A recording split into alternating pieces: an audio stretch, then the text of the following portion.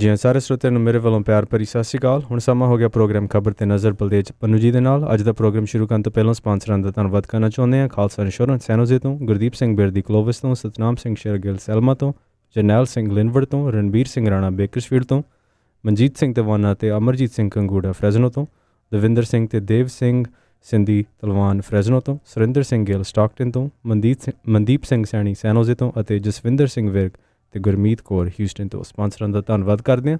ਤੇ ਹੁਣ ਅਸੀਂ ਸਵਾਗਤ ਕਰਦੇ ਹਾਂ ਬਲਦੇਜ ਪੰਨੂ ਜੀ ਨੂੰ। ਹਾਂਜੀ ਬਲਦੇਜ ਪੰਨੂ ਜੀ, ਸਤਿ ਸ਼੍ਰੀ ਅਕਾਲ ਜੀ ਆਇਆਂ ਨੂੰ। ਧੰਨਵਾਦ, ਬਹੁਤ ਮਿਹਰਬਾਨੀ ਜੀ। ਆਪਾਂ ਕੁਛ ਗੱਲਬਾਤ ਜਿਹੜੀ ਵੀ ਆਲੇ ਦੁਆਲੇ ਦੇ ਉੱਤੇ ਨਿਗਾਹ ਮਾਰਦੇ ਹਾਂ ਤਾਂ ਜਿਹੜਾ ਹੁਣ ਸੈਂਟਰ ਦੀ ਸਰਕਾਰ ਦੇ ਵੱਲੋਂ ਵੀ ਨਵੇਂ ਦਿਸ਼ਾ ਨਿਰਦੇਸ਼ ਜਾਰੀ ਕੀਤੇ ਗਏ ਆ। ਜਿਹੜਾ ਲੋਕਡਾਊਨ ਹੈ ਉਹ 31 ਮਈ ਤੱਕ ਵਧਾਇਆ ਗਿਆ। ਔਰ ਜਿਹੜਾ ਰੌਲਾ ਪੈਂਦਾ ਸੀਗਾ ਜ਼ੋਨ ਵੰਡ ਦਾ, ਕਿਹੜਾ ਜ਼ੋਨ ਕਿਹੜਾ ਸ਼ਹਿਰ ਕਿਹੜੇ ਜ਼ੋਨ ਦੇ ਵਿੱਚ ਹੋਵੇ, ਇਹ ਰਾਜਾਂ ਦੇ ਉੱਤੇ ਫੈਸਲਾ ਛੱਡ ਦਿੱਤਾ। ਇਹ ਬਿਲਕੁਲ ਸਹੀ ਫੈਸਲਾ ਹੈ ਕਿਉਂਕਿ ਸੈਂਟਰ ਤੇ ਬੈਠੀ ਸਰਕਾਰ ਹਰ ਚੀਜ਼ ਆਪਣੇ ਹੱਥ 'ਚ ਲੈ ਲੈਣਾ ਚਾਹੁੰਦੀ ਹੈ। ਪਤਾ ਉਹਨੂੰ ਹੈ ਨੀਗਾ ਕਿ ਰਾਜ ਦੇ ਵਿੱਚ ਕਿਹੜਾ ਸ਼ਹਿਰ, ਕਿਹੜਾ ਕਸਬਾ, ਕਿਹੜਾ ਪਿੰਡ ਕਿਹੜੇ ਜ਼ੋਨ ਦੇ ਵਿੱਚ ਆਉਂਦਾ। ਉੱਥੇ ਬੈਠੇ ਬਾਊ ਜਿਹੜੇ ਆ ਉਹ ਆਪਣੀਆਂ ਗੱਲਾਂ ਜਿਹੜੀਆਂ ਜੀ ਉਹ ਕਰੀ ਜਾਂਦੇ ਸੀਗੇ। ਇਸ ਮਾਮਲੇ ਦੇ ਉੱਤੇ ਸਾਰੀਆਂ ਪਾਰਟੀਆਂ ਜਿਹੜੀਆਂ ਜੀ ਉਹ ਚੁੱਪਚਾਪ ਬੈਠੀਆਂ ਨੇ ਕਿ ਰਾਜਾਂ ਦੇ ਸਾਰੇ ਅਧਿਕਾਰ ਜਿਹੜੇ ਆ ਉਹ ਤੇਜ਼ੀ ਦੇ ਨਾਲ ਖੋਏ ਜਾ ਰਹੇ ਆ ਕੇਂਦਰ ਦੀ ਸਰਕਾਰ ਦੇ ਵੱਲੋਂ। ਜੇ ਆਪਾਂ ਗੱਲ ਕੀਮਤ ਰੱਖੀਏ ਕਿਉਂਕਿ ਇਹ ਆਉਂਦੇ ਦਿਨਾਂ ਦੇ ਵਿੱਚ ਮਸਲਾ ਜਿਹੜਾ ਜੀ ਉਹ ਭਖੂਗਾ ਰਾਜਾਂ ਦੇ ਅਧਿਕਾਰਾਂ ਵਾਲਾ। ਜੇ ਆਪਾਂ ਇੱਥੇ ਸੀਮਤ ਰੱਖੀਏ ਤਾਂ ਲੋਕਡਾਊਨ ਜਿਹੜਾ 31 ਮਈ ਤੱਕ ਵੱਧ ਗਿਆ। ਅਥਾਰਟੀ ਨੇ ਹੁਕਮ ਦਿੱਤਾ ਹੈ ਕਿ ਕੋਵਿਡ-19 ਦੇ ਫੈਲਾਅ ਨੂੰ ਠੱਲਣ ਲਈ ਲੋਕਡਾਊਨ ਮਾਪਦੰਡ ਦੇਸ਼ ਭਰ ਦੇ ਵਿੱਚ ਅਗਲੇ 14 ਦਿਨਾਂ ਲਈ ਜਾਰੀ ਰਹੂਗਾ। 25 ਮਾਰਚ ਤੋਂ ਬਾਅਦ ਇਹ ਲੋਕਡਾਊਨ ਦੇ ਵਿੱਚ ਚੌਥਾ ਵਾਧਾ। ਕੇਂਦਰੀ ਗ੍ਰਹਿ ਮੰਤਰਾਲੇ ਨੇ ਲੋਕਡਾਊਨ 4 ਦੇ ਵਾਸਤੇ ਨਵੇਂ ਦਿਸ਼ਾ ਨਿਰਦੇਸ਼ ਜਿਹੜੇ ਜੀ ਉਹ ਜਾਰੀ ਕੀਤੇ ਆ। ਨਵੀਆਂ ਸੋਧਾਂ ਦੇ ਮੁਤਾਬਕ 65 ਸਾਲ ਤੋਂ ਉੱਪਰ ਉਮਰ ਦੇ ਬਜ਼ੁਰਗ, ਬਿਮਾਰ, ਪ੍ਰੈਗਨੈਂਟ ਔਰਤਾਂ, 10 ਸਾਲ ਤੋਂ ਘੱਟ ਉਮਰ ਦੇ ਬੱਚੇ ਘਰਾਂ ਦੇ ਵਿੱਚ ਰਹਿਣਗੇ। ਕਿਸੇ ਜ਼ਰੂਰੀ ਕੰਮ ਤੇ ਉਹਨਾਂ ਦੀ ਸਿਹਤ ਖਰਾਬ ਹੋਣ ਕਰਕੇ ਹੀ ਉਹਨਾਂ ਨੂੰ ਜਿਹੜਾ ਉਹ ਬਾਹਰ ਉਹ ਜਾ ਸਕਣਗੇ। ਖੇਡ ਕੰਪਲੈਕਸ, ਸਟੇਡੀਅਮ ਖੋਲ ਦਿੱਤੇ ਗਏ ਆ। ਡੋਮੈਸਟਿਕ ਫਲਾਈਟ, ਐਂਬੂਲੈਂਸ ਤੇ ਕਾਰਗੋ ਸੇਵਾ ਵੀ ਖੋਲ ਦਿੱਤੀਆਂ ਗਈਆਂ ਨੇ। ਜਿਹੜੇ ISBT ਨੇ, ਜਿਹੜੇ ਅੰਤਰਰਾਜੀ ਬੱਸ ਸੇਵਾ ਤੇ ਵਹੀਕਲ ਜਿਹੜੇ ਆ ਉਹਨਾਂ ਦੀ ਆਵਾਜਾਈ ਖੋਲ ਦਿੱਤੀ ਗਈ ਹੈ। ਈ-ਕਾਮਰਸ ਕੰਪਨੀਆਂ ਨੂੰ ਗੈਰ ਜ਼ਰੂਰੀ ਵਸਤਾਂ ਦੀ ਖੁੱਲ੍ਹ ਦੇ ਦਿੱਤੀ ਗਈ ਹੈ। ਜਿਮ ਬੰਦ ਰਹਿਣਗੇ, ਸਵਿਮਿੰਗ ਪੂਲ ਬੰਦ ਰਹਿਣਗੇ, ਮਾਲ ਥੀਏਟਰ ਬੰਦ ਰਹਿਣਗੇ, ਸਕੂਲ ਕਾਲਜ ਬੰਦ ਰਹਿਣਗੇ, ਧਾਰਮਿਕ ਸਥਾਨ ਬੰਦ ਰਹਿਣਗੇ, ਮਨੋਰੰਜਨ ਪਾਰਕ ਜਿਹੜੇ ਆ ਉਹ ਵੀ ਸਾਰੇ ਦੇ ਸਾਰੇ ਅਜੇ ਜਿਹੜਾ ਉਹ ਬੰਦ ਰਹਿਣਗੇ। ਜਿਹੜੇ ਇਹ ਨਵੇਂ ਹੁਕਮ ਜਾਰੀ ਕੀਤੇ ਗਏ ਆ ਇਹਦੇ ਮੁਤਾਬਕ ਜਿਹੜੇ ਨਵੇਂ ਨਿਰਦੇਸ਼ ਨੇ ਉਹਨਾਂ ਦੀ ਪਾਲਣਾ ਨੂੰ ਯਕੀਨੀ ਜਿਹੜਾ ਬਣਾਇਆ ਜਾਊਗਾ। ਸ਼ਾਮੀ 7 ਵਜੇ ਤੋਂ ਲੈ ਕੇ ਸਵੇਰੇ 7 ਵਜੇ ਤੱਕ ਲੋਕਾਂ ਦੀ ਆਵਾਜਾਈ, ਵਹੀਕਲ, ਹਰੇਕ ਚੀਜ਼ ਦੇ ਉੱਤੇ ਮੁਕੰਮਲ ਪਾਬੰਦੀ ਜਿਹੜੀ ਆ ਜੀ ਉਹ ਰਹੂਗੀ। 9 ਸਫ਼ਿਆਂ ਵਾਲੀਆਂ ਇਹਨਾਂ ਸੇਧਾਂ ਦੇ ਮੁਤਾਬਕ ਰਾਜ ਤੇ ਕੇਂਦਰ ਸ਼ਾਸਿਤ ਪ੍ਰਦੇਸ਼ ਜਿਹੜੇ ਨੇ ਉਹ ਲਾਲ, ਸੰਤਰੀ ਤੇ ਹਰੇ ਜ਼ੋਨ ਦੀ ਹੱਦਬੰਦੀ ਜਿਹੜੀ ਉਸ ਸੰਬੰਧੀ ਫੈਸਲਾ ਖੁਦ ਕਰਨਗੇ। ਔਰ ਇਹ 31 ਮਈ ਤੱਕ ਜਿਹੜਾ ਜੀ ਉਹ ਰਹੂਗਾ। ਆਨਲਾਈਨ ਜਿਹੜੀ ਸਿੱਖਿਆ ਹੈ ਉਹਦੇ ਉਹ ਜਾਰੀ ਜਿਹੜੀ ਜੀ ਉਹ ਜ਼ਰੂਰ ਰਹੂਗੀ। ਸਕੂਲ ਕਾਲਜ ਜਿਹੜੇ ਨੇ ਉਹ ਬੰਦ ਰਹਿਣਗੇ। ਰਾਜਾਂ ਤੇ UTs ਦੇ ਵੱਲੋਂ ਕੀਤੇ ਗਏ ਫੈਸਲੇ ਦੇ ਮੁਤਾਬਕ ਜ਼ੋਨ 1 ਜ਼ਿਲ੍ਹਾ, ਮਿਊਨਿਸਪਲ ਕਾਰਪੋਰੇਸ਼ਨ, ਮਿਊਨਿਸਪੈਲਿਟੀ ਜਾਂ ਇਸ ਤੋਂ ਵੱਡਾ ਪ੍ਰਸ਼ਾਸਨਿਕ ਯੂਨਿਟ ਜਿਵੇਂ ਸਬ ਡਿਵੀਜ਼ਨ ਵੀ ਹੋ ਸਕਦਾ। ਲਾਲ ਤੇ ਸੰਤਰੀ ਜ਼ੋਨਾਂ ਦੇ ਅੰਦਰਲੀਆਂ ਜਿਹੜੀ ਕੰਟੋਨਮੈਂਟ ਨੇ ਉਹ ਬਫਰ ਜ਼ੋਨਾਂ ਬਾਰੇ ਫੈਸਲਾ ਡਿਸਟ੍ਰਿਕਟ ਅਥਾਰਟੀਜ਼ ਜਿਹੜੀਆਂ ਨੇ ਉਹ ਇਹਦੇ ਸੰਬੰਧੀ ਜਿਹੜੀਆਂ ਉਹ ਲੈਣਗੀਆਂ। ਵੈਸੇ ਪੰਜਾਬ ਦੇ ਵਿੱਚ ਜਿਹੜਾ ਜੀ ਅੱਜ ਤੋਂ ਕਰਫਿਊ ਸਮਾਪਤ ਕਰ ਦਿੱਤਾ ਗਿਆ ਔਰ ਜਿਹੜਾ ਲੋਕਡਾਊਨ ਆ ਉਹ ਜ਼ਰੂਰ ਜਾਰੀ ਰਹੂਗਾ। ਔਰ ਲੋਕਡਾਊਨ ਦੀਆਂ ਜਿਹੜੀਆਂ ਹਦਾਇਤਾਂ ਸੀਗੀਆਂ ਸ਼ਾਇਦ ਇਸੇ ਕਰਕੇ ਉਹ ਉਡੀਕਿਆ ਜਾ ਰਿਹਾ ਸੀ ਕਿ ਸੈਂਟਰ ਦੀ ਸਰਕਾਰ ਜਿਹੜੀ ਅਨਾਊਂਸਮੈਂਟ ਕਰੇ ਉਹਦੇ ਹਿਸਾਬ ਦੇ ਨਾਲ ਹੀ ਇਹ ਸਾਰਾ ਕੁਛ ਜਿਹੜਾ ਜੀ ਉਹ ਚੱਲੂਗਾ। ਤਾਂ ਇਹ ਜਿਹੜੀਆਂ ਲੋਕਡਾਊਨ ਦੀਆਂ ਸ਼ਰਤਾਂ ਨੇ ਇਹਦੇ ਮੁਤਾਬਕ ਤੁਸੀਂ ਇਹ ਕਹਿ ਲਓ ਕਿ ਅੱਜ ਤੋਂ ਆਵਾਜਾਈ ਤੇ ਬੱਸ ਤੇ ਦੂਜਾ ਤੀਜਾ ਸਾਰਾ ਕੁਛ ਜਿਹੜਾ ਜੀ ਉਹ ਚੱਲਣਾ ਸ਼ੁਰੂ ਹੋ ਜਾਊਗਾ। ਜਿਹੜੇ ਲੋਕ ਸ਼ਹਿਰਾਂ ਦੇ ਵਿੱਚ ਫਸੇ ਬੈਠੇ ਆ, ਜਿਹਨਾਂ ਨੂੰ ਪਾਸ ਤੱਕ ਜਾਰੀ ਨਹੀਂ ਸੀ ਹੋ ਰਹੇ, ਉਹ ਸਾਰੇ ਜਿਹੜੇ ਇੱਕ ਤੋਂ ਦੂਜੀ ਜਗ੍ਹਾ ਤੱਕ ਮੂਵ ਕਰ ਸਕਣਗੇ। ਇਹ ਬੜਾ ਨਿਰਭਰ ਕਰੂਗਾ ਲੋਕਾਂ ਦੇ ਉੱਤੇ ਕਿ ਲੋਕ ਜਿਹੜੇ ਆ ਜੀ ਉਹ ਪ੍ਰੀਕਾਸ਼ਨ ਕਿੰਨੇ ਇਸਤੇਮਾਲ ਕਰਦੇ ਆ, ਖਾਸ ਤੌਰ ਦੇ ਉੱਤੇ ਜਿਹੜਾ ਮਾਸਕ ਪਾਉਣਾ ਤੇ ਜਿਹੜਾ ਸੋਸ਼ਲ ਡਿਸਟੈਂਸ ਰੱਖਣਾ, ਇਹਦੀ ਕਿੰਨੀ ਕੁ ਪਾਲਣਾ ਕਰਦੇ ਆ। ਪੰਜਾਬ ਦੇ ਮੁੱਖ ਮੰਤਰੀ ਕੈਪਟਨ ਅਮਰਿੰਦਰ ਸਿੰਘ ਨੇ ਇਹ ਕਿਹਾ ਹੈ ਕਿ ਕੋਵਿਡ ਸੰਕਟ ਦੇ ਮੱਦੇਨਜ਼ਰ ਇਸ ਸਾਲ ਸੂਬੇ ਨੂੰ ਘੱਟੋ ਘੱਟ 50,000 ਕਰੋੜ ਰੁਪਏ ਦਾ ਨੁਕਸਾਨ ਸਹਿਣਾ ਪਊਗਾ। ਮੁੱਖ ਮੰਤਰੀ ਨੇ ਮਾਲੀਆ ਵਧਾਉਣ ਦੇ ਵਾਸਤੇ ਟੈਕਸ ਲਾਉਣ ਵਰਗੇ ਸਖਤ ਫੈਸਲੇ ਦੇ ਲੈਣ ਵੱਲ ਵੀ ਸੰਕੇਤ ਜਿਹੜਾ ਜੀ ਉਹ ਕੀਤਾ। ਕੈਪਟਨ ਅਮਰਿੰਦਰ ਸਿੰਘ ਨੇ ਇਹ ਗੱਲ ਕਹੀ ਆ ਕਿ ਅੰਦਾਜ਼ਿਆਂ ਦੇ ਮੁਤਾਬਕ ਸੂਬੇ 'ਚ 10 ਲੱਖ ਨੌਕਰੀਆਂ ਖੁੱਸ ਜਾਣਗੀਆਂ। ਇਹ ਤੋਂ ਇਲਾਵਾ ਸੂਬੇ ਨੂੰ ਹਰ ਮਹੀਨੇ ਕਰੀਬ 3,000 ਕਰੋੜ ਰੁਪਏ ਦਾ ਨੁਕਸਾਨ ਝੱਲਣਾ ਪੈ ਰਿਹਾ। ਮੁੱਖ ਮੰਤਰੀ ਨੇ ਕਿਹਾ ਕਿ ਕੁਝ ਐਕਸਪਰਟ ਦਾ ਇਹ ਕਹਿਣਾ ਕਿ ਕੋਰੋਨਾ ਵਾਇਰਸ ਦਾ ਸਿਖਰ ਜੁਲਾਈ ਤੇ ਅਗਸਤ ਦੇ ਵਿੱਚ ਵੇਖਣ ਨੂੰ ਮਿਲੂਗਾ। ਪੰਜਾਬ ਖੁਦ ਨੂੰ ਮਾੜੀ ਤੋਂ ਮਾੜੀ ਸਥਿਤੀ ਲਈ ਤਿਆਰ ਕਰ ਰਿਹਾ ਔਰ ਵੱਡੀ ਗਿਣਤੀ ਪ੍ਰਵਾਸੀ ਭਾਰਤੀ ਤੇ ਦੇਸ਼ ਦੇ ਹੋਰਨਾਂ ਸੂਬਿਆਂ ਤੋਂ ਪੰਜਾਬ ਰਾਜ ਵੱਲ ਜਿਹੜਾ ਜੀ ਉਹ ਪਰਤ ਰਹੇ ਆ। ਇਹਨਾਂ ਸਾਰਿਆਂ ਲਈ ਪ੍ਰਬੰਧ ਕਰਨਾ ਵੱਡੀ ਚੁਣੌਤੀ ਬਣਿਆ ਹੋਇਆ। ਉਹਨਾਂ ਨੇ ਕਿਹਾ ਕਿ ਇਕੱਲੇ ਅਪ੍ਰੈਲ ਦੇ ਵਿੱਚ ਲੋਕਡਾਊਨ ਦੇ ਕਰਕੇ ਸੂਬੇ ਨੂੰ 88% ਮਾਲੀਏ ਦਾ ਨੁਕਸਾਨ ਹੋਇਆ। ਕੈਪਟਨ ਅਮਰਿੰਦਰ ਸਿੰਘ ਨੇ ਕਿਹਾ ਕਿ ਵਿੱਤੀ ਸਥਿਤੀ ਬੜੀ ਗੰਭੀਰ ਹੈ, ਜਿਹਦੇ ਕਰਕੇ ਸਾਰੇ ਵਿਭਾਗਾਂ ਨੂੰ ਗੈਰ ਜ਼ਰੂਰੀ ਖਰਚੇ ਘਟਾਉਣ ਲਈ ਕਹਿ ਦਿੱਤਾ ਹੈ ਤੇ ਖਰਚ ਵਾਜਬ ਢੰਗ ਨਾਲ ਕਰਨ ਲਈ ਕਿਹਾ ਗਿਆ।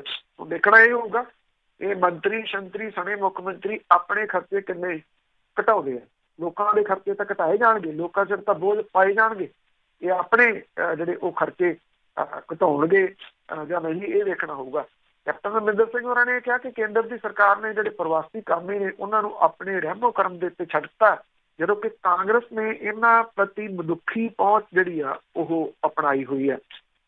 ਇਹਨਾਂ ਕਾਮਿਆਂ ਦੀਆਂ ਮੁਸ਼ਕਲਾਂ ਲਈ ਕੇਂਦਰ ਸਰਕਾਰ ਤੇ ਸੂਬਾਈ ਭਾਜਪਾ ਸਰਕਾਰਾਂ ਨੂੰ ਜ਼ਿੰਮੇਵਾਰ ਕੈਪਟਨ ਅਮਰਿੰਦਰ ਸਿੰਘ ਨੇ ਜਿਹੜਾ ਜੀ ਉਹ ਦੱਸਿਆ। ਔਰ ਇਹ ਕਿਹਾ ਕਿ ਇਹਨਾਂ ਮਜ਼ਦੂਰਾਂ ਦੇ ਵਾਸਤੇ ਕੁਛ ਨਹੀਂ ਜਿਹੜਾ ਜੀ ਉਹ ਐਲਾਨਿਆ ਕੇਂਦਰ ਦੀ ਜਿਹੜੀ ਸਰਕਾਰ ਹੈ ਉਹਨੇ। ਬਾਰ-ਬਾਰ ਆਪਣੀ ਬਾਗੀਆਂ ਨਾਲ ਤਬੀਅਤ ਕਰਕੇ ਕਿਉਂਕਿ ਖਿਡਾਰੀ ਨੇ, ਇਮਾਨਦਾਰ ਨੇ, ਪ੍ਰਗਟ ਸਿੰਘ ਜਿਹੜੇ ਜੀ ਉਹ ਚਰਚਾ ਦੇ ਵਿੱਚ ਰਹਿੰਦੇ ਆ। ਪ੍ਰਗਟ ਸਿੰਘ ਹੋਰਾਂ ਨੇ ਇੱਕ ਵਾਰੀ ਫੇਰ ਆਪਣੀ ਸਿਆਸੀ ਹਾਕੀ ਜਿਹੜੀ ਆ ਜੀ ਉਹ ਚਲਾਈ ਆ ਸਰਕਾਰ ਦੇ ਦੁਆਲੇ। ਜਲੰਧਰ ਚੌਣੀ ਤੋਂ ਕਾਂਗਰਸੀ ਵਿਧਾਇਕ ਸਾਬਕਾ ਓਲੰਪੀਅਨ ਪ੍ਰਗਟ ਸਿੰਘ ਹੋਰਾਂ ਨੇ ਸਰਕਾਰ ਨੂੰ ਫੇਰ ਕਟਹਿਰੇ 'ਚ ਖੜਾ ਕਰਦਿਆਂ ਮੁੱਖ ਮੰਤਰੀ ਕੈਪਟਨ ਅਮਰਿੰਦਰ ਸਿੰਘ ਤੋਂ ਮੰਗ ਕੀਤੀ ਹੈ ਕਿ ਉਹ ਕਾਂਗਰਸੀ ਵਿਧਾਇਕਾਂ ਦੀ ਤੁਰੰਤ ਮੀਟਿੰਗ ਜਿਹੜੀ ਆ ਉਹ ਸੱਦਣ। ਪ੍ਰਗਟ ਸਿੰਘ ਹੋਰਾਂ ਨੇ ਇੱਥੇ ਜਿਹੜੀ ਉਹ ਗੱਲਬਾਤ ਕਰਦਿਆਂ ਹੋਇਆ ਇਹ ਕਿਹਾ ਕਿ ਵਿਧਾਇਕਾਂ ਦੀ ਮੀਟਿੰਗ ਦੇ ਵਿੱਚ ਸਰਕਾਰ ਦੇ 3 ਸਾਲਾਂ ਦੀ ਕਾਰਗੁਜ਼ਾਰੀ ਬਾਰੇ ਸਵੈ ਪੜਚੋਲ ਕੀਤੀ ਜਾਵੇ। ਉਹਨਾਂ ਕਿਹਾ ਕਿ ਕੋਵਿਡ-19 ਦੀ ਆੜ ਦੇ ਹੇਠ ਉਹ ਮੁੱਦੇ ਦੱਬੇ ਨਹੀਂ ਜਾ ਸਕਦੇ ਜਿਨ੍ਹਾਂ ਨੂੰ ਉਭਾਰ ਕੇ ਕਾਂਗਰਸ ਸੱਤਾ ਦੇ ਵਿੱਚ ਆਈ ਸੀ। ਉਹਨਾਂ ਕਿਹਾ ਕਿ ਬੇਅਦਬੀ ਦਾ ਬੜਾ ਅਹਿਮ ਮੁੱਦਾ ਰੇਤਾ ਤੇ ਨਸ਼ਿਆਂ ਦੇ ਇਸ ਤਰ੍ਹਾਂ ਦੇ ਮੁੱਦੇ ਨੇ ਜਿਹਦੇ ਤੇ ਲੋਕਾਂ ਨੇ ਸਾਡੇ ਕੋਲੋਂ ਜਵਾਬ ਮੰਗਣੇ ਆ। ਲੋਕ ਇਹ ਵੀ ਪੁੱਛਦੇ ਆ 31,000 ਕਰੋੜ ਰੁਪਏ ਦੇ ਅਨਾਜ ਤੇ ਸਿੰਚਾਈ ਘੁਟਾਲੇ ਦੇ ਕੇਸਾਂ ਦਾ ਕੀ ਹੋਇਆ। ਉਹਨਾਂ ਪਾਰਟੀ ਦੇ ਵਿਧਾਇਕਾਂ ਤੇ ਮੰਤਰੀਆਂ ਨੂੰ ਅਪੀਲ ਕੀਤੀ ਕਿ ਉਹ ਆਪਸ ਦੇ ਵਿੱਚ ਲੜਨ ਦੀ ਥਾਂ ਤੇ ਇਕਜੁੱਟ ਹੋ ਕੇ ਸੂਬੇ ਦੇ ਹਿੱਤਾਂ ਲਈ ਲੜਨ। ਇਕੱਲੇ ਮੁੱਖ ਮੰਤਰੀ ਜਾਂ ਮੰਤਰੀ ਹੀ ਸਰਕਾਰ ਪ੍ਰਤੀ ਜਵਾਬਦੇਹ ਨਹੀਂ ਹੁੰਦੇ, ਸਗੋਂ ਲੋਕਾਂ ਨੇ ਵਿਧਾਇਕਾਂ ਨੂੰ ਵੀ ਸਵਾਲ ਜਿਹੜੇ ਉਹ ਕਰਨੇ ਹੁੰਦੇ ਆ। ਕੈਪਟਨ ਅਮਰਿੰਦਰ ਸਿੰਘ ਹੋਰਾਂ ਦਾ ਨਾਂ ਲਏ ਬਿਨਾਂ ਉਹਨਾਂ ਨੇ ਇਹ ਕਿਹਾ ਕਿ ਵਿਧਾਇਕਾਂ ਨੂੰ ਇਕੱਠੇ ਹੋ ਕੇ ਪੁੱਛਣਾ ਚਾਹੀਦਾ ਕਿ ਆਖਿਰ ਸੂਬੇ ਦੇ ਵਿੱਚ ਹੋ ਕੀ ਰਿਹਾ।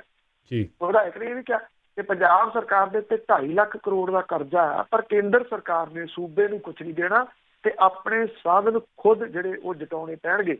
ਪ੍ਰਗਟ ਸਿੰਘ ਨੇ ਸੁਝਾਅ ਦਿੱਤਾ ਕਿ ਸ਼ਰਾਬ ਤੇ ਮਾਈਨਿੰਗ ਦੇ ਨਾਲ ਸੂਬੇ ਦੀ ਆਮਦਨ ਵੱਧ ਸਕਦੀ ਹੈ।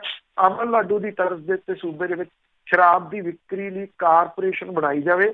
ਇਹ ਮੁੱਦਾ ਮੰਤਰੀ ਰਹਿੰਦੇ ਹਨ ਨਵਜੋਤ ਸਿੰਘ ਸਿੱਧੂ ਨੇ ਵੀ ਉਠਾਇਆ ਸੀ।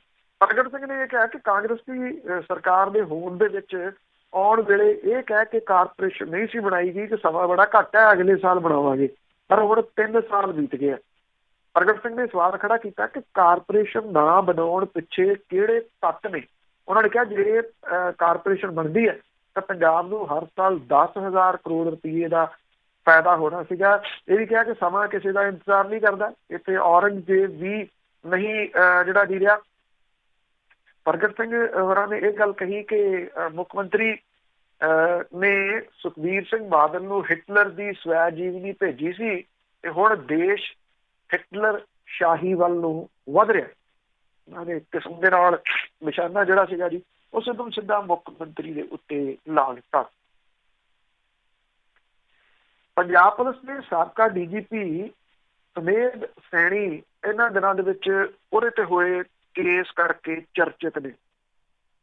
ਜਿਹੜੀ ਸਿੱਟ ਬਣੀ ਆ ਉਹਨੇ ਜਿਹੜੀ ਪੁੱਛਗਿੱਛ ਕਰਨੀ ਸੀਗੀ, ਅਦਾਲਤ ਦੇ ਹੁਕਮਾਂ ਦੇ ਕਰਕੇ ਇਹ ਪੁੱਛਗਿੱਛ ਜਿਹੜੀ ਆ ਉਸੇ ਥਾਣੇ ਦੇ ਵਿੱਚ ਕੀਤੀ ਜਾਣੀ ਸੀ ਜਿੱਥੇ ਪਰਚਾ ਦਰਜ ਆ ਮਟੌਰ ਦੇ ਵਿੱਚ।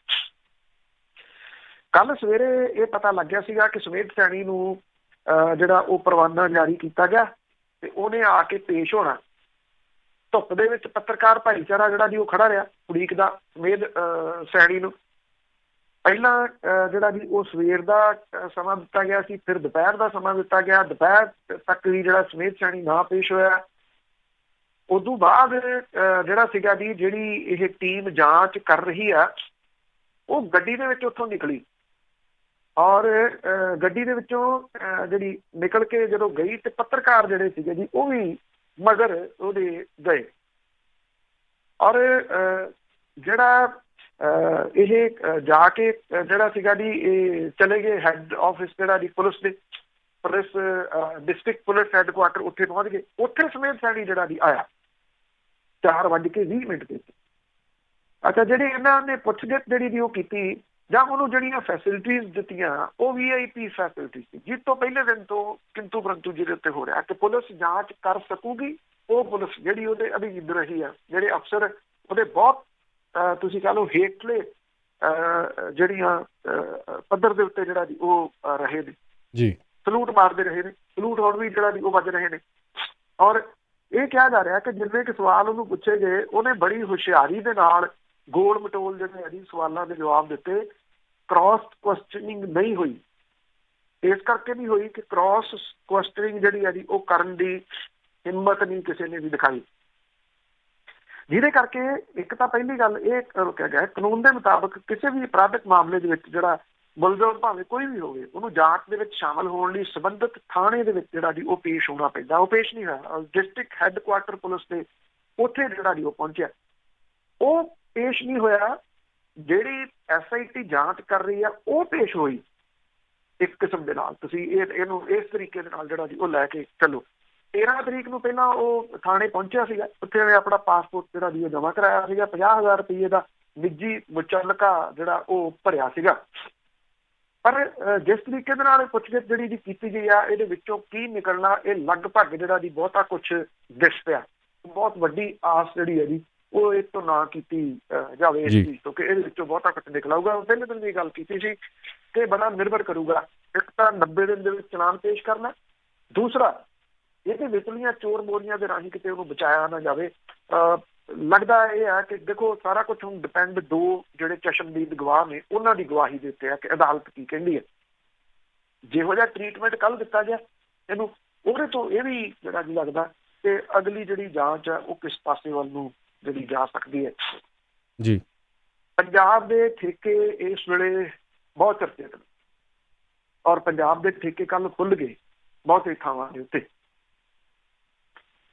ਪਰ ਕਿਸੇ ਜਗ੍ਹਾ ਦੇ ਉੱਤੇ ਕੋਈ ਲਾਈਨਾਂ ਨਹੀਂ ਲੱਗੀਆਂ ਨਜ਼ਰ ਆਈਆਂ ਜਿਹੋ ਜਿਹੀਆਂ ਦਿੱਲੀ ਦੇ ਵਿੱਚ ਲਾਈਨਾਂ ਲੱਗੀਆਂ ਸੀ, ਜਿਹੋ ਜਿਹੀਆਂ ਬਾਕੀ ਜਿਹੜੇ ਸੂਬਿਆਂ ਦੇ ਵਿੱਚ ਲਾਈਨਾਂ ਲੱਗੀਆਂ ਸੀ ਜਦੋਂ ਠੇਕੇ ਖੁੱਲ੍ਹੇ ਆ। ਇੱਥੇ ਕੋਈ ਲਾਈਨ ਨਹੀਂ ਲੱਗੀ, ਜਿਹਦਾ ਸਿੱਧਾ ਜਿਹੜਾ ਪਤਾ ਨਹੀਂ ਕਿ ਇੱਥੇ ਜਿਹੜੀ ਸਮਗਲਿੰਗ ਆ ਸ਼ਰਾਬ ਦੀ ਉਸ ਸਿਖਰ ਦੇ ਉੱਤੇ ਹੁੰਦੀ ਰਹੀ। ਕਰਫਿਊ ਦੇ ਵਿੱਚ ਕਿਸੇ ਨੂੰ ਕੋਈ ਪਰਵਾਹ ਜਿਹੜੀ ਨਹੀਂ, ਬਲਕਿ ਪੰਜਾਬ ਦੇ ਵਿੱਚ ਆਰਜ਼ੀ ਫੈਕਟਰੀਆਂ ਖੜੀਆਂ ਕਰ ਲਈਆਂ ਗਈਆਂ।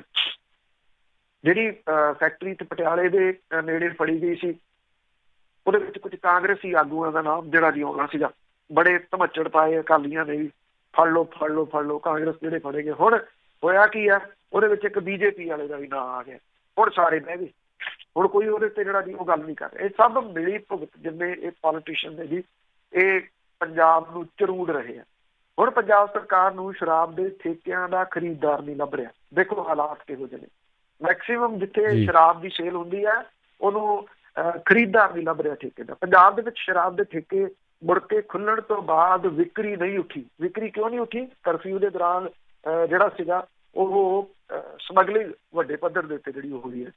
ਪੰਜਾਬ ਦੇ ਵਿੱਚ ਕਰੀਬ 5900 ਸ਼ਰਾਬ ਦੇ ਠੇਕੇ ਨੇ। ਇਹਦੇ ਵਿੱਚੋਂ 4674 ਸ਼ਰਾਬ ਦੇ ਠੇਕੇ ਪਹਿਲਾਂ ਸਰਕਾਰ ਨੇ 12.5% ਦੇ ਵਾਧੇ ਦੇ ਨਾਲ ਰਿਨਿਊ ਕਰ ਦਿੱਤੇ ਸੀਗੇ। ਪੰਜਾਬ ਦੇ ਵਿੱਚ 91 ਗਰੁੱਪ ਨੇ ਜਿਹੜੇ ਕਿ ਕੋਵਿਡ ਕਰਕੇ ਨਿਲਾਮ ਹੋਣੋਂ ਰਹਿ ਗਏ ਸੀ। ਇਹਨਾਂ ਦੇ ਅਧੀਨ 1235 ਠੇਕੇ ਆਉਂਦੇ ਆ। ਪਹਿਲਾਂ ਇਹ ਠੇਕੇ 3% ਘਾਟੇ ਦੇ ਨਾਲ ਨਿਲਾਮ ਕਰਨੇ ਚਾਹੇ ਸੀ, ਪਰ ਕੋਈ ਅੱਗੇ ਨਹੀਂ ਆਇਆ। ਲੰਘੇ ਹਫ਼ਤੇ 5% ਘਾਟੇ ਦੇ ਨਾਲ ਪ੍ਰਕਿਰਿਆ ਵਿੱਢੀ ਸੀ, ਫਿਰ ਵੀ ਠੇਕੇਦਾਰਾਂ ਨੇ ਕੋਈ ਰੁਚੀ ਨਹੀਂ ਵਿਖਾਈ। ਡਿਵੀਜ਼ਨਲ ਆਬਕਾਰੀ ਤੇ ਕਰ ਅਫਸਰ ਜਿਹੜੇ ਨੇ ਉਹਨੇ ਇਹ ਕਿਹਾ ਕਿ ਜਲੰਧਰ ਡਿਵੀਜ਼ਨ ਦੇ 4 ਜ਼ਿਲ੍ਹਿਆਂ 'ਚ 21 ਗਰੁੱਪ ਨਿਲਾਮ ਕਰਨ ਦੇ ਵਾਸਤੇ ਰੱਖੇ ਦਰਾਜ ਕੋਈ ਚਾਹਵਾਨ ਨਹੀਂ ਪਹੁੰਚਿਆ। ਪਟਿਆਲਾ ਡਿਵੀਜ਼ਨ ਦੇ ਵਿੱਚ ਰਹਿੰਦੇ 22 ਗਰੁੱਪਾਂ ਲਈ ਹੁਣ 3% ਦੇ ਘਾਟੇ ਦੇ ਨਾਲ ਅਰਜ਼ੀਆਂ ਮੰਗੀਆਂ ਗਈਆਂ ਸੀ, ਪਰ ਸਿਰਫ 5 ਗਰੁੱਪ ਹੀ ਅਲਾਟ ਜਿਹੜੇ ਉਹ ਹੋ ਸਕੇ ਆ। ਡਿਵੀਜ਼ਨਲ ਆਬਕਾਰੀ ਤੇ ਕਰ ਕਮਿਸ਼ਨਰ ਪਟਿਆਲਾ ਜਿਹੜਾ ਜੀ ਉਹ ਕਹਿੰਦਾ ਹੈ ਕਿ ਉਹ ਪੂਰੀ ਤਰ੍ਹਾਂ ਆਸਵੰਦ ਹੈ ਕਿ ਇਹ ਠੇਕੇ ਚੜ੍ਹ ਜਾਣਗੇ। ਲੁਧਿਆਣਾ ਡਿਵੀਜ਼ਨ 4 ਗਰੁੱਪ ਅਜੇ ਪਏ ਆ। ਡਿਵੀਜ਼ਨਲ ਆਬਕਾਰੀ ਕਰ ਕਮਿਸ਼ਨਰ ਜਿਹੜਾ ਜੀ ਉਹ ਕਹਿੰਦਾ ਕਿ ਮੁੜ ਕੇ ਅਰਜ਼ੀਆਂ ਮੰਗੀਆਂ ਗਈਆਂ ਨੇ। ਫਿਰੋਜ਼ਪੁਰ ਡਿਵੀਜ਼ਨ ਦੇ ਵਿੱਚ ਬਕਾਇਆ 22 ਗਰੁੱਪਾਂ 'ਚੋਂ ਇੱਕ ਗਰੁੱਪ ਨਿਲਾਮ ਹੋ ਸਕਿਆ। ਪੰਜਾਬ 'ਚ ਪਹਿਲੀ ਵਾਰੀ ਹੋਇਆ ਤੇ ਕੋਈ ਠੇਕੇ ਲੈਣ ਨੂੰ ਤਿਆਰ ਨਹੀਂ। ਮਾਨਸਾ ਜ਼ਿਲ੍ਹਾ ਦੇ 19 ਗਰੁੱਪਾਂ 'ਚੋਂ 3 ਗਰੁੱਪ ਵਿਕੇ ਆ। ਫਰੀਦਕੋਟ ਜ਼ਿਲ੍ਹੇ ਦੇ ਵਿੱਚ 3 ਗਰੁੱਪ ਨਿਲਾਮ ਹੋ ਸਕੇ ਆ। ਗੋਬਿੰਦਗੜ੍ਹ ਦੇ ਠੇਕੇਦਾਰ ਜਗਮੋਹਨ ਸਿੰਘ ਬਿੱਟੂ ਨੇ ਜਿਹੜਾ ਜੀ ਇਹ ਦੱਸਿਆ ਕਿ ਜਿਹੜੇ ਠੇਕੇ ਨੇ ਉਹ ਵੱਡੀ ਢਾਹ ਜਿਹੜੀ ਹੈ ਜੀ ਉਹ ਲੱਗੀ। ਹੁਣ ਢਾਹ ਲਾਈ ਕਿਹਨੇ? ਢਾਹ ਲਾਈ ਆ ਜਿਹੜੀ ਨਜਾਇਜ਼ ਸ਼ਰਾਬ ਵਾਲਿਆਂ ਨੇ।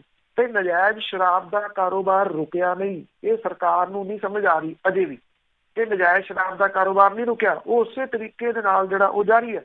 ਤੇ ਇਹ ਪੰਜਾਬ ਨੂੰ ਜਿਹੜਾ ਜੀ ਉਹ ਲੈ ਕੇ ਬਹਿ ਰਿਹਾ ਤੇ ਰਹਿੰਦਾ ਖੁੰਦਾ ਤੁਸੀਂ ਇਹ ਕਹਿ ਲਓ ਕਿ ਲੈ ਕੇ ਜਿਹੜਾ ਜੀ ਉਹ ਬਹਿ ਜਾਊਗਾ। ਮਸਲਾ ਜਿਹੜਾ ਇਸ ਵੇਲੇ ਬੜਾ ਭਖਿਆ ਹੋਇਆ ਜੀ ਉਹ ਹੈ ਪ੍ਰਵਾਸੀ ਮਜ਼ਦੂਰਾਂ ਦਾ। ਔਰ ਪ੍ਰਵਾਸੀ ਮਜ਼ਦੂਰ ਜਿਹੜੇ ਨੇ ਉਹਨਾਂ ਨੂੰ ਫੁੱਟਬਾਲ ਬਣਾਇਆ ਹੋਇਆ, ਖਾਸ ਤੌਰ ਦੇ ਉੱਤੇ ਭਾਜਪਾ ਜਿੱਥੇ ਸਰਕਾਰਾਂ ਨੇ ਉਹਨਾਂ ਸੂਬਿਆਂ ਨੇ। ਇੱਥੋਂ ਪੰਜਾਬ ਦੇ ਵਿੱਚੋਂ ਜਿਹੜੇ ਜਾ ਰਹੇ ਮਜ਼ਦੂਰ ਨੇ ਉਹ ਤੁਰ ਕੇ ਹਰਿਆਣੇ ਦੀ ਸਰਹੱਦ ਤੱਕ ਪਹੁੰਚਦੇ ਆ। ਉੱਥੇ ਉਹਨਾਂ ਦਾ ਕਟਾਪਾ ਸ਼ੁਰੂ ਹੋ ਜਾਂਦਾ, ਚਾਹੇ ਉਹ ਅੰਬਾਲਾ ਤੇ ਚਾਹੇ ਦੂਜੀਆਂ ਜਿਹੜੀਆਂ ਸਰਹੱਦਾਂ ਨੇ, ਡਾਂਗਾ ਪੈਂਦੀਆਂ ਨੇ, ਉਹ ਢੱਕ ਕੇ ਫਿਰ ਉਹਨਾਂ ਨੂੰ ਪੰਜਾਬ ਵੱਲ ਭੇਜ ਦਿੰਦੇ ਆ ਜੀ।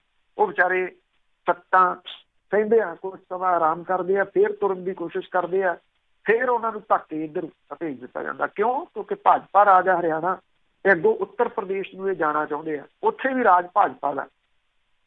ਉਹੀ ਲੋਕ ਜਿਹੜੇ ਇੱਕੋ ਹੀ ਗੱਲ ਕਰਦੇ ਸੀਗੇ, ਮੰਦਿਰ ਮੁੱਦਾ, ਹਿੰਦੂ ਮੁੱਦਾ, ਮੁਸਲਿਮ ਮੁੱਦਾ, ਬਸ ਇਦੋਂ ਗਾਂਹ ਜਿਹੜਾ ਜੀ ਉਹ ਨਹੀਂ ਸੀ ਲੰਘਦੇ। ਅੱਜ ਉਹਨਾਂ ਦੇ ਵਾਸਤੇ ਇਹ ਜਿਹੜੇ ਪ੍ਰਵਾਸੀ ਮਜ਼ਦੂਰ ਨੇ ਉਹ ਬੇਗਾਨੇ ਹੋ ਗਏ। ਇਹਨਾਂ ਨੂੰ ਕੁੱਟ ਪੈ ਰਹੀ ਹੈ। ਸਿਰਫ ਹਰਿਆਣੇ ਦੇ ਵਿੱਚ ਇਹ ਸ਼ੰਭੂ ਬਾਰਡਰ ਦੇ ਉੱਤੇ ਕੁੱਟ ਨਹੀਂ ਪੈ ਰਹੀ, ਬਲਕਿ ਜਿਹੜੇ ਉੱਤਰ ਪ੍ਰਦੇਸ਼ ਦੀਆਂ ਸਰਹੱਦਾਂ ਦੇ ਨਾਲ ਲੱਗਦੇ ਏਰੀਆਜ਼ ਨੇ ਉੱਥੇ ਵੀ ਕੱਲ੍ਹ ਡਾਂਗਾਂ ਦੇ ਨਾਲ ਇਹ ਮਜ਼ਦੂਰ ਕੁੱਟੇ ਗਏ ਆ। ਉੱਤਰ ਪ੍ਰਦੇਸ਼ ਦੀ ਜਿਹੜੀ ਸਰਕਾਰ ਹੈ ਉਹ ਇਹਨਾਂ ਨੂੰ ਸਰਹੱਦਾਂ ਰਾਹੀਂ ਪੈਦਲ ਦਾਖਲ ਹੋਣ ਤੋਂ ਰੋਕ ਰਹੀ ਹੈ ਕਿ ਇੱਥੋਂ ਦੀ ਜਿਹੜਾ ਜੀ ਉਹ ਦਾਖਲ ਨਾ ਹੋਇਆ ਜਾਵੇ। ਕੇਂਦਰ ਦੀ ਸਰਕਾਰ ਕੁਛ ਆਖੀ ਜਾਵੇ, ਪਰ ਜਿਹੜੇ ਦੂਜੇ ਸੂਬਿਆਂ ਤੋਂ ਆਉਣ ਵਾਲੇ ਜਿਹੜੇ ਪ੍ਰਵਾਸੀ ਮਜ਼ਦੂਰ ਨੇ ਜਿਨ੍ਹਾਂ ਨੇ ਉੱਤਰ ਪ੍ਰਦੇਸ਼ ਜਾਣਾ, ਬਿਹਾਰ ਜਾਣਾ, ਝਾਰਖੰਡ ਜਾਣਾ, ਇਹਨਾਂ ਦੇ ਵਿੱਚ ਹੀ ਜ਼ਿਆਦਾ ਜਿਹੜੇ ਜੀ ਇਹ ਲੋਕ ਜਾ ਰਹੇ ਆ। ਉਹਨਾਂ ਵਿਚਾਰਿਆਂ ਦੀ ਹਾਲਤ ਜਿਹੜੀ ਹੈ ਜੀ ਉਹ ਬਹੁਤ ਪਤਲੀ ਇਸ ਵੇਲੇ ਹੋਈ ਪਈ ਆ। ਭੁੱਖੜ ਭਾਣੇ ਇਹ ਲੋਕ ਜਿਹੜਾ ਆਪਣੇ ਪਿੰਡ ਪਹੁੰਚਣਾ ਚਾਹੁੰਦੇ ਨੇ, ਜੇ ਤੁਸੀਂ ਉਹਨਾਂ ਦੀਆਂ ਗੱਲਾਂ ਸੁਣੋ ਤਾਂ ਉਹ ਇਹ ਗੱਲ ਜਿਹੜੀ ਆ ਕਹਿੰਦੇ ਆ ਕਿ ਅਸੀਂ ਆਪਣੇ ਸੂਬੇ ਦੇ ਵਿੱਚ ਮੰਗ ਕੇ ਖਾ ਲਾਂਗੇ। ਅਜਿਹੀ ਮਾੜੀ ਹਾਲਤ ਤਾਂ ਅਸੀਂ ਕਦੀ ਦੇਖੀ ਨਹੀਂ, ਕਦੀ ਸੋਚੀ ਨਹੀਂ ਸੀ ਕਿ ਇਹੋ ਜਿਹੀ ਹਾਲਤ ਵੀ ਬਣ ਸਕਦੀ ਹੈ।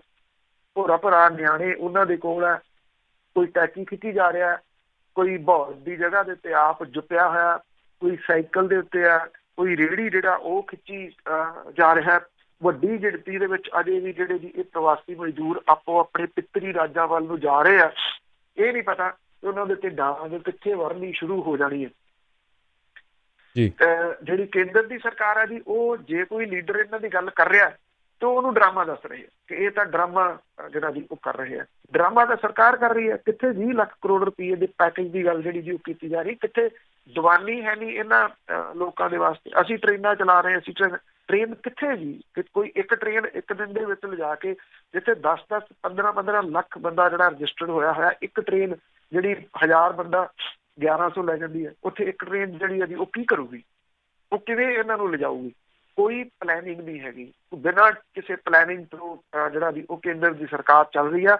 ਔਰ ਭਾਜਪਾਈ ਜਿਹੜੀਆਂ ਸਰਕਾਰਾਂ ਨੇ ਖਾਸ ਤੌਰ ਦੇ ਉੱਤੇ ਉਹਨਾਂ ਦਾ ਚਿਹਰਾ ਜ਼ਰੂਰ ਨੰਗਾ ਜਿਹੜਾ ਜੀ ਹੋ ਰਿਹਾ।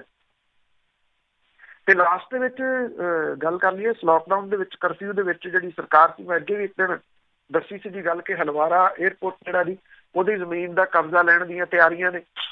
ਹੁਣ ਜਿਹੜਾ ਇਹ ਕੋਈ 161.27 ਏਕੜ ਜਿਹੜੀ ਲਗਭਗ 162 ਏਕੜ ਦੇ ਚਲੋ ਤੇ ਕਬਜ਼ਾ ਹਾਸਲ ਕਰਨ ਦੇ ਵਾਸਤੇ ਜਿਹੜਾ ਜੀ ਸ਼ੁੱਕਰਵਾਰ ਨੂੰ ਗਲਾਡਾ ਦੇ ਅਧਿਕਾਰੀ ਜਿਹੜੇ ਉਹ ਸਫਲ ਨਹੀਂ ਹੋ ਸਕੇ।